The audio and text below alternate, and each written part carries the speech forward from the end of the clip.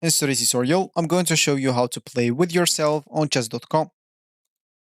So the first thing that you'd like to do, of course, is just go and open whatever browser you're going to use to follow this tutorial steps with.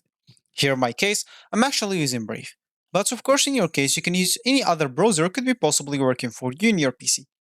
Once you open that browser, make sure to go to this URL section and simply type chess.com and hit the enter button, and that should take you into this page.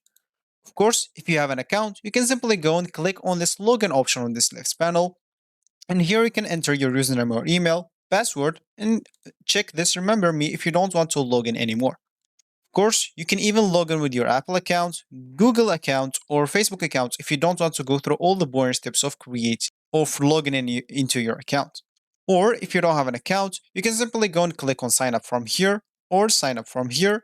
Both will take you to this page, and here, of course, you'll just have to choose a username, email, enter an email password, and simply click at sign up.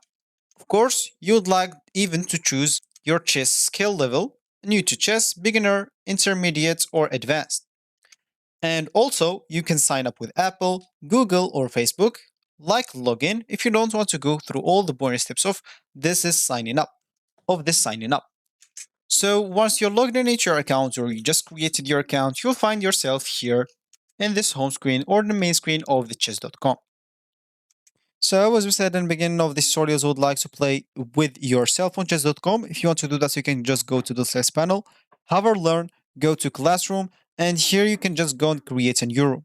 Of course, let's just wait for the left panel until it appears to us.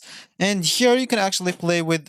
So of course here let's just make a move by white, and you can make it by black as well. As you can see, you can do a lot of other stuff like recording your board and even recording your voice if you want, and inviting people to this classroom if you want them to see and playing against yourself or something like that. You will be good to go. So that's actually for this tutorial. I hope you like it. Thank you guys for watching, and goodbye.